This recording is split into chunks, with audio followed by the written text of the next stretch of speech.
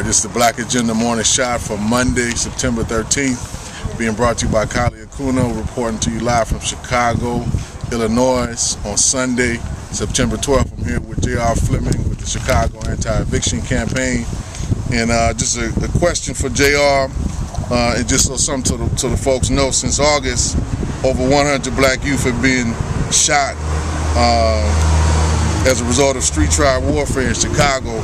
And over the course of that time, several police officers have been shot and killed, which has prompted the state, the city, and the federal government agencies to launch a new offensive against the street tribes in Chicago, declaring them urban terrorists. And so what I'm asking JR, so he can tell the world to know, basically, what are the underlying sources of this war, and what do you think we need to do to unite our youth and to end this war? Definitely, we feel that the underlining source of this war is the economic and urban cleansing policies that the United States government had instituted in our communities under the name gentrification, forcing people out of their communities, as you see, forceful eviction in Sudan, Darfur, even in Kosovo. These forceful evictions have led to conflicts of classes, conflict of different communities, conflict of different tribes.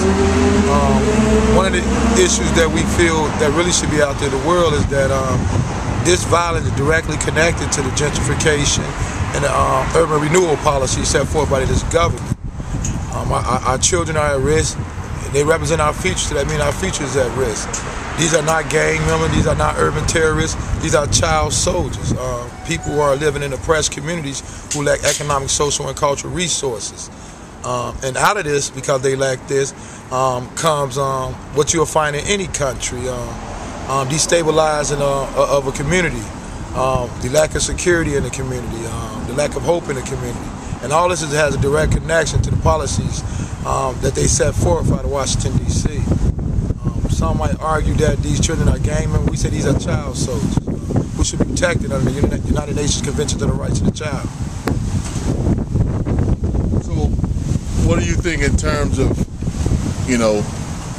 what do we need to do to have our children recognized as child soldiers?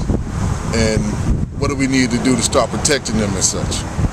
Well, I definitely think we need to institute some international guiding principles. The United Nations should be forcing America to take precautionary measures.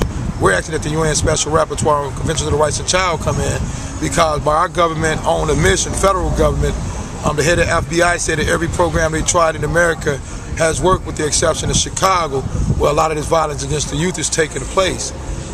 And because of the corruption that plagues Chicago, you can't get a real clear answer on what the government is going to do to resolve this. So we're asking the United Nations to step in, send an international observer to come here and to take a look at this violence in Chicago that's being called by these policies that's creating legislative genocide.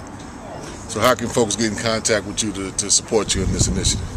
And we're asking all NGO organizations in America, all non-for-profits to come together in the name of our community to try to stop these children for participating in these economic wars caused by our government. We can be reached at anti-eviction.org. I am cabrini@gmail.com. Come to Chicago.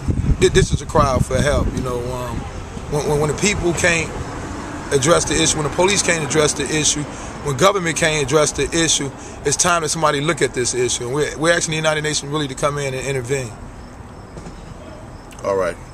This is Kali Akuno bringing you some news that you can use from Chicago. Definitely get in contact with the Chicago Anti-Eviction campaign, and for more information to support that campaign and to deal with the human rights issues, get in contact with the U.S. Human Rights Network at ushumanrightsnetwork.org.